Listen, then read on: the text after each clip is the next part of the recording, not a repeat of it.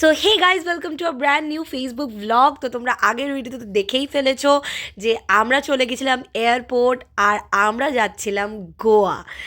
So যেহেতু আমাদের সকালের মর্নিং ফ্লাইট ছিল, তো আমরা বেশ কিছুটা আগেই আমরা এয়ারপোর্ট চলে গেছিলাম। তো এয়ারপোর্টে গিয়ে খিদেও পেয়েছিল, তো খানিকটা খাওয়া দাওয়া করে ফাইনালি আমাদের গেট ওপেন হয়ে গেছিলো আর আমরা ইন্ডিগোর বাসে করে চলে গেছিলাম আমাদের ফ্লাইটে। আর এই সেই দিন, যে দিনটার জন্য আমি আর অনুপল ইগারলি ওয়েট করছিলাম, বিকজ ফর আস, মানে অনুপল আর আমার জন্য এই ট্রিপটা ওয়াজ আ ড্রিম।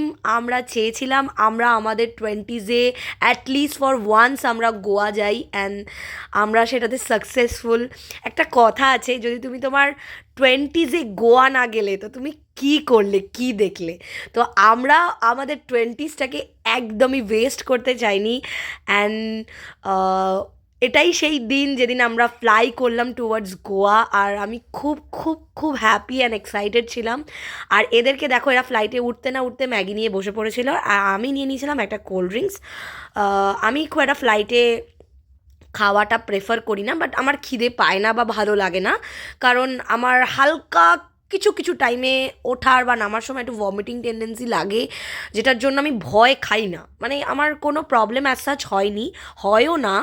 তো আমি তাই জন্য খাওয়াটা প্রেফার করি না। আমি বাড়ি থেকেই টুকটাক খেয়ে গেছিলাম আর এয়ারপোর্টে খেয়েছিলাম। তো যাই হোক, ফাইনালি আমরা ল্যান্ড করে গেছিলাম গোয়ায়, আমাদের ড্রিম ডেস্টিনেশনের জন্য। আর জাস্ট ল্যান্ড করার সাথে সাথেই না, জাস্ট গুজ বাম্পস হচ্ছিল। তো যাই হোক, আগে আগে দেখতে থাকো ব্লগে কী কী হয়।